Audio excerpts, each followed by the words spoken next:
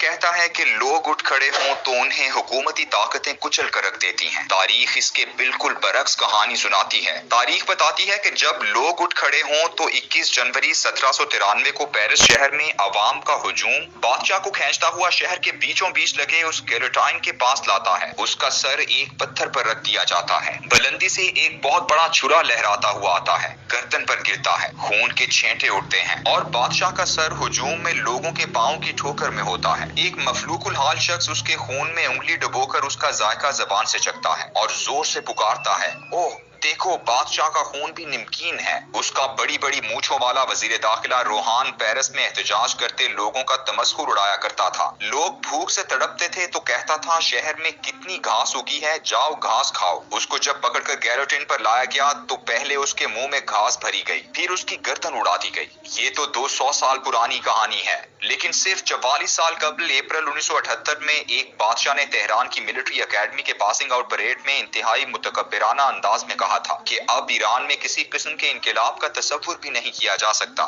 میرے ساتھ 7 لاکھ چاقو چوبند فوج ہے، خفیہ ایجنسی ساواک ہے، جو ہر قسم کے شرپسند کو زمین کا رزق بنا سکتی ہے، اور میں نے عوام کو خوشحال کیا ہے۔ اور میرے تحت ایک جمہوری وزیر اعظم امیر عباس ہویدا اور اس کی کابینہ کام کر رہی ہے۔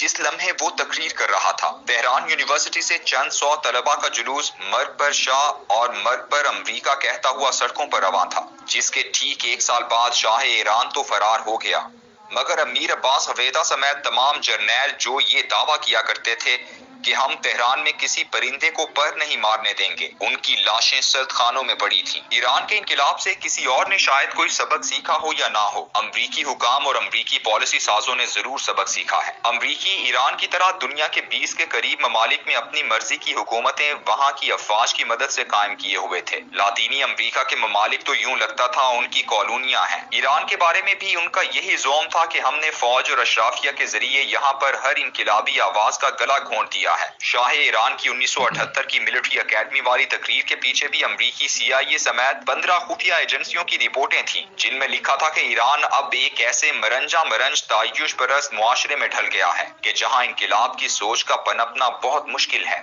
آیت اللہ خمینی کا بیانیہ بھی صرف شاہ کے خلاف نہیں تھا، بلکہ شیطان بزرگ امریکہ کے خلاف تھا، اور لوگوں نے اسے دل سے قبول کر لیا تھا، کیونکہ عوام 1953 سے امریکی مداخلت کے گواہ تھے، جب مقبول وزیر اعظم مصدق کو امریکیوں نے رجیم چینج کے نام پر معزول کر دیا تھا۔ یہی وجہ ہے کہ انقلابیوں نے شاہ کے محل پر بعد میں قبضہ کیا، پہلے امریکی ایمبیسی پر قبضہ کر کے 50 سفارتکاروں کو یرغمال بنایا، اور یہ قبضہ 444 دن تک چلتا